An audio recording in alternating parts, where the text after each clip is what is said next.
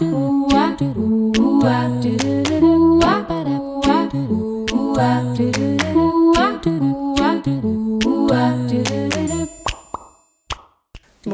et bienvenue sur le podcast À votre pleine santé, le podcast naturo qui vous accompagne vers une alimentation saine et gourmande et qui vous donne les clés pour une santé optimale en toute simplicité.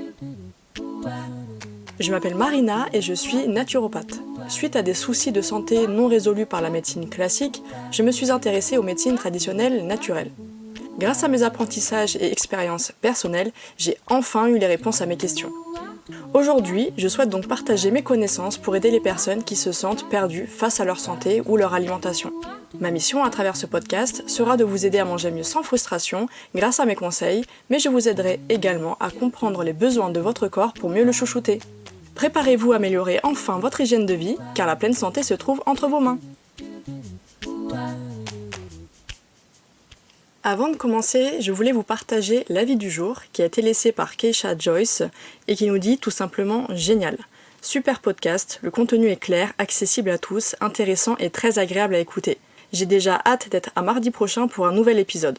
Écoutez, vous serez conquis. Merci Marina de partager avec nous tes connaissances et conseils. Beau travail. » Eh bien écoute, je suis vraiment très contente que le contenu te plaise. Franchement, tu peux pas me faire plus plaisir avec ton message. Et vraiment, encore merci du fond du cœur d'avoir pris le temps de laisser cet avis.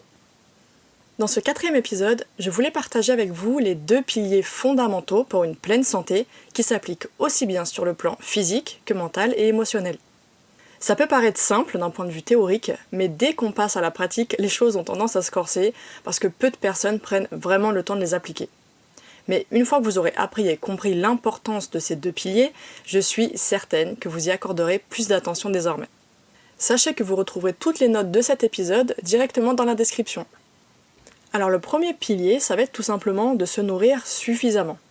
Il faut savoir que pour être en pleine santé, nous avons besoin de nourrir notre corps, certes, oui, mais également notre esprit et notre cœur qui sont tout aussi importants. Donc le premier point, ça va être de nourrir suffisamment votre corps.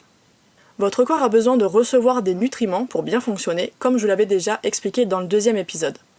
Mais en plus des macro- et micronutriments indispensables à votre survie, votre organisme a besoin de sommeil, d'oxygène et d'eau. Si vous mangez très bien, avec des aliments adaptés d'un point de vue physiologique, mais que vous ne les assimilez pas correctement, que vous dormez 4 heures par nuit, que vous buvez un seul verre d'eau par jour et que vous ne remplissez pas suffisamment vos poumons d'air frais et pur, ça aura forcément des répercussions tôt ou tard sur votre santé. Les aliments que vous consommez doivent être de qualité, digestes et riches sur le plan micronutritionnel afin d'apporter les éléments indispensables à votre organisme. Mais il faut aussi que votre santé digestive soit optimale et assimile correctement ce que vous mangez, sinon il faudra mettre en place un protocole en naturo pour s'assurer que votre estomac et vos intestins digèrent et assimilent parfaitement les aliments que vous consommez. Pensez aussi à manger dans un environnement non stressant, en mastiquant correctement et sans vous presser, car ça aura forcément une conséquence très importante sur la qualité de votre digestion et donc de votre assimilation. Il faut aussi que vous veilliez à avoir un sommeil suffisant, car c'est lui qui assure votre récupération physique et psychique, tout en participant au bon fonctionnement de votre système nerveux et hormonal. En plus, il joue un rôle essentiel dans votre système immunitaire parce qu'il renforce l'efficacité de vos défenses, donc prêtez-y bien attention. L'hydratation est aussi cruciale. On a beau le répéter, mais beaucoup de personnes ne mesurent pas vraiment l'importance d'une hydratation suffisante et de qualité. L'eau, qui doit être votre principale boisson, est essentielle au fonctionnement de votre corps et de toute forme de vie en règle générale. L'humain est constitué à environ 65% d'eau et c'est elle qui sert à transporter diverses substances et nutriments dans vos cellules, à éliminer les déchets de votre organisme, à réguler votre température corporelle et aussi à humidifier vos muqueuses et vos articulations.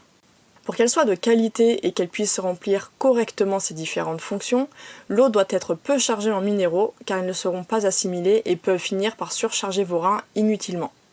Il est donc nécessaire de consommer une eau de source pure et peu minéralisée, avec un taux de résidus à sec inférieur à 50 mg par litre. Vous retrouverez ce taux indiqué directement sur l'étiquette de vos bouteilles.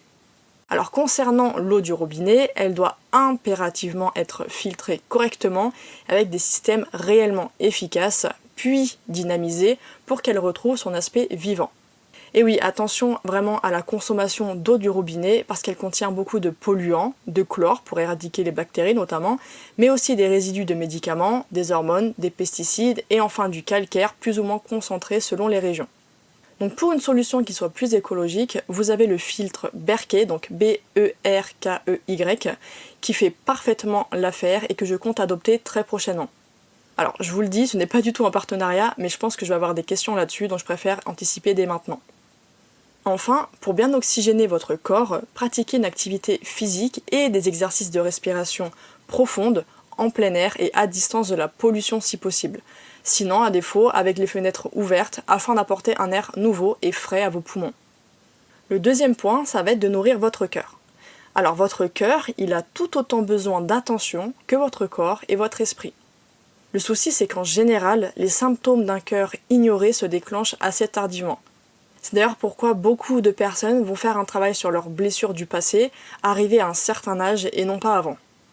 Ce qui va venir nourrir votre cœur au quotidien, ce sont tout simplement les émotions positives et les relations bienveillantes. Que ce soit envers les autres, mais également envers vous-même, parce que c'est cette partie qui a tendance à être très malmenée par beaucoup de personnes. Il faut savoir que de nombreuses études ont prouvé que les émotions positives nous rendent plus flexibles, plus créatifs, plus attentifs et surtout plus résistants face aux maladies. Elles favoriseraient même une baisse des niveaux d'inflammation de l'organisme, ce qui aide donc à réduire les risques de maladies chroniques. Cultivez donc la positivité, la joie, la gratitude et l'amour envers les autres ainsi qu'envers vous-même. Les relations sociales saines sont aussi très importantes dans l'épanouissement de votre cœur, que ce soit des liens d'amitié ou d'amour. Des études ont démontré l'importance des relations sociales dans la vie d'un individu et même qu'elles aident à réduire les risques pour la santé dans chaque étape de notre vie. Apparemment, l'isolement social agit tout autant sur la santé que l'inactivité physique. Le cœur et l'être humain en général ont besoin d'interaction sociale, de nouer des liens avec les autres, d'appartenir à un groupe. Votre cœur a donc autant besoin de donner que de recevoir.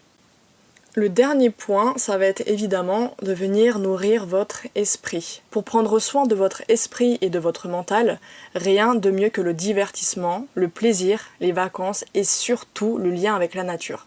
Comme je dis souvent, nous ne sommes absolument pas des robots, nous avons des besoins et des envies. C'est vraiment important de s'accorder du plaisir et de ne pas faire de sa vie un chemin monotone tout en noir et blanc. Il n'y a pas mieux pour nourrir votre esprit qu'une bonne promenade au contact de la nature, que ce soit en forêt, près d'un lac ou d'un fleuve, à la plage ou encore simplement dans un parc au milieu des arbres. Nous sommes des êtres vivants, donc qu'y a-t-il de mieux que la vie avec un grand V pour se reconnecter avec soi et recharger son esprit de manière positive? Évidemment, ce n'est pas la seule solution.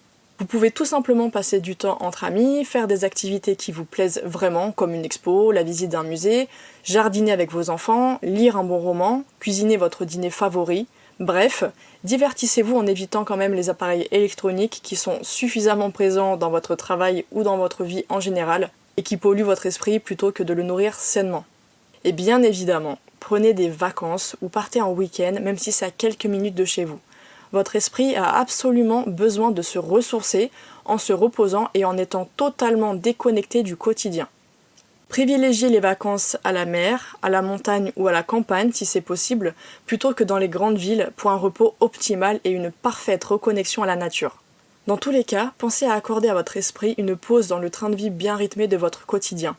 Accordez-vous une pause dans la journée, une pause dans votre semaine et une ou plusieurs pauses dans l'année durant lesquelles vous pouvez vous ressourcer pleinement. Alors maintenant que je vous ai expliqué ce premier pilier d'une pleine santé, donc à savoir nourrir suffisamment votre corps, votre cœur et votre esprit, place au deuxième pilier. Ce deuxième pilier, c'est tout simplement le fait d'éliminer correctement. Pour être en pleine santé, nous avons également besoin d'éliminer et d'évacuer ce qui ne nous sert plus ou nous cause du tort. Pour chacun des éléments qui vont suivre, j'aimerais que vous imaginiez que vous, votre santé, c'est votre maison ou votre chez-vous auquel vous tenez. Alors le premier point, ça va être de venir faire le ménage dans votre corps.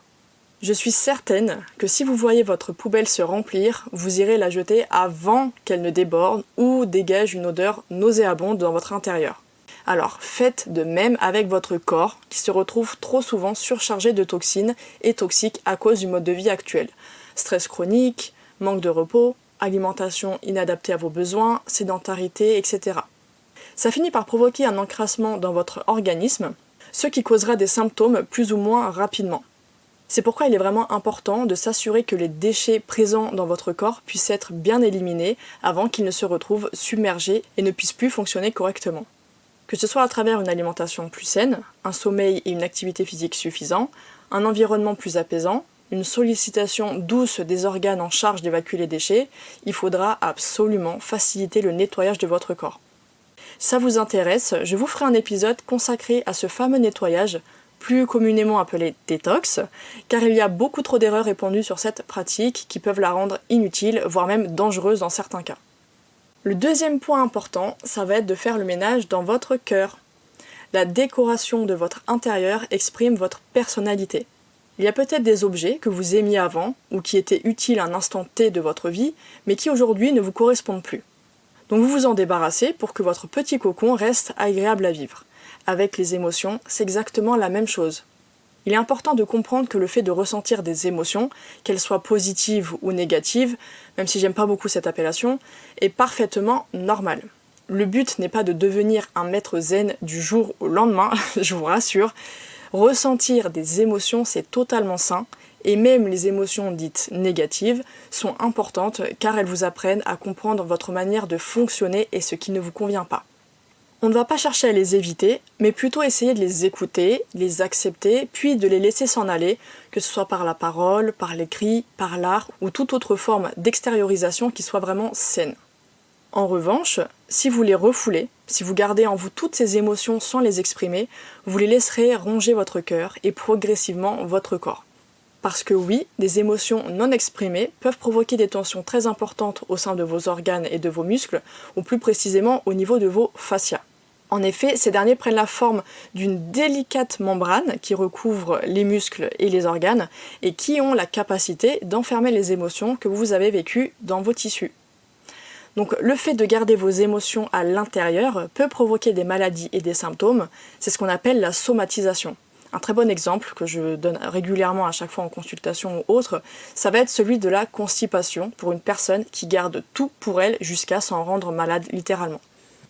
Le deuxième élément à comprendre pour faire un ménage efficace dans votre cœur, c'est d'arrêter de vous accrocher à des relations toxiques.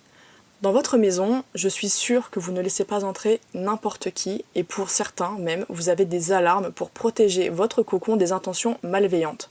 Ça m'étonnerait même que vous laissiez entrer ou dormir chez vous des personnes en qui vous n'avez absolument pas confiance. Avec les personnes dans votre vie, c'est exactement pareil. Il se peut qu'une relation vous ait fait beaucoup de bien à un instant T, et qu'aujourd'hui elle ne vous convienne plus ou vous cause plus de tort qu'elle ne vous apaise. Si une relation ne vous convient plus, il faut savoir l'arrêter. Alors je sais que des fois ça peut être difficile, c'est pourquoi dans ce cas il faudra se faire aider par un professionnel.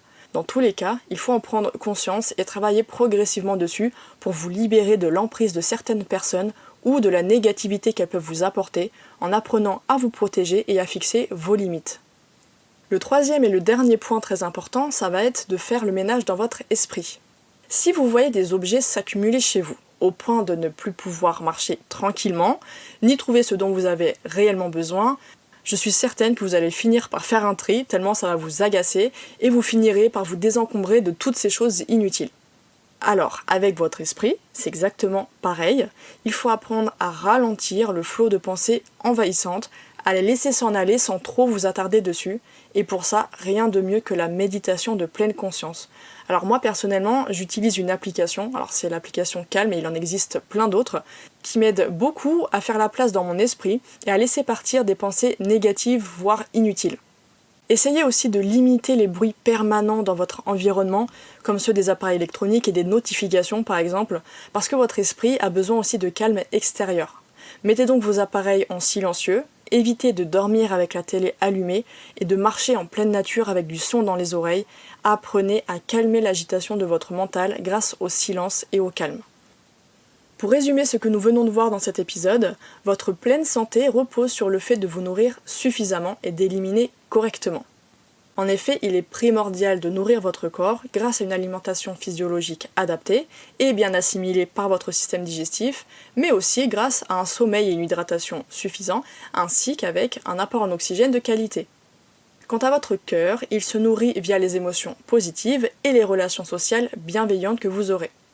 Et enfin, votre esprit a besoin de se reconnecter à la nature, de se divertir sainement en évitant les appareils électroniques et enfin de se reposer, de se ressourcer grâce à des pauses régulières et de qualité. Mais en plus de ça, il faudra veiller à ce que votre corps ait une bonne capacité d'élimination afin d'éviter la surcharge des déchets. Il faudra également laisser s'exprimer vos émotions, les écouter, les accepter et surtout les laisser s'en aller afin qu'elles ne viennent pas s'extérioriser sous la forme de mots physiques. Idem pour les relations sociales toxiques, il faudra apprendre à vous en défaire et à vous en protéger en faisant un tri nécessaire pour votre bonne santé émotionnelle. Enfin, il faut apprendre à faire le vide dans votre esprit, à mettre en pause votre flot de pensée quotidien et à limiter les bruits extérieurs pour faire place au silence, ce qui favorisera le calme de votre mental. Cette dualité d'entrée et de sortie s'applique aussi à votre force vitale. Alors je m'explique. Lorsque vous dépensez autant d'argent que vous en gagnez, il n'y a aucun problème. Par contre, si vous dépensez plus que vous n'en recevez, alors là vous allez forcément tomber dans le rouge. Et c'est le même principe avec votre vitalité.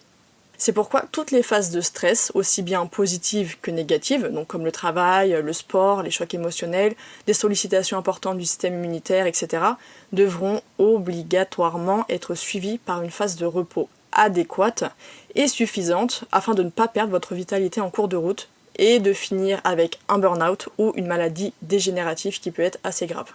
Ne dépensez pas plus d'énergie que vous n'en recevez, au contraire, rechargez-vous au maximum en prenant soin de vous pour mieux prendre soin de vos proches et de ce qui compte réellement. Merci infiniment de m'avoir écouté jusqu'au bout et j'espère que cet épisode vous aura plu. Si c'est le cas, n'hésitez pas à me laisser une note et à me donner votre avis en commentaire pour que je puisse le partager lors d'un prochain épisode. Et surtout, n'oubliez pas de vous abonner. Je vous donne rendez-vous chaque mardi pour améliorer votre hygiène de vie grâce au podcast à votre pleine santé. Retrouvez quotidiennement mes conseils et astuces sur Instagram, sur le compte Ma Vie Saine et Moi, mais aussi sur Facebook et sur le blog de mon site web maviesaineetmoi.com. À très vite et prenez soin de vous.